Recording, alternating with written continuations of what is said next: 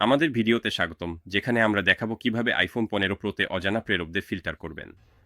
যদি এই গাইডটি আপনার কাজে আসে, তাহলে চ্যানেলটি সাবস্ক্রাইব করতে এবং ভিডিওটি লাইক দিতে ভুলবেন না। আপনার আইফোনের মেসেজ অ্যাপে যদি অনেকগুলো মেসেজিং কথোপকথন থাকে, তাহলে সবগুলো স্ক্রোল করে আপনার কাঙ্ক্ষিত কথোপকথনটি খুঁজে বের করা একটু ঝামেলার হতে পারে। এটি প্রায়ই ঘটে কারণ অনেক অজানা নম্বর থেকে কথোপকথন আসে। তাই এগুলোকে গোছানো রাখার একটি উপায় হলো অজানা প্রেরকদের ফিল্টার করার অপশন বেছে নেওয়া। এটি যা করে তা হলো আপনার সব কথোপকথনকে দুইটি ভাগে ভাগ করে দেয়। একটি হলো পরিচিত প্রেরকদের জন্য, অর্থাৎ যাদেরকে আপনি আপনার ফোনে কন্টাক্ট হিসেবে সংরক্ষণ করেছেন, এবং অন্যটি হলো অজানা প্রেরকদের জন্য, অর্থাৎ যাদেরকে আপনি কন্টাক্ট হিসেবে সংরক্ষণ করেননি।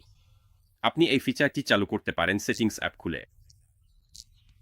এরপর আপনি নিচে স্ক্রোল করে এই তালিকা থেকে মেসেজ অপশনটি নির্বাচন করতে পারেন। তারপর আবার স্ক্রোল করে মেসেজ ফিল্টারিং সেকশনের অধীনে অজানা প্রেরকদের ফিল্টার করুন অপশনটি খুঁজে বের করুন। এখন শুধু এই সেটিংটি চালু করে দিন। এখন আপনি আবার মেসেজ অ্যাপে ফিরে গেলে, যেখানে আগে এডিট লেখা ছিল, সেখানে এখন ফিল্টার লেখা থাকবে।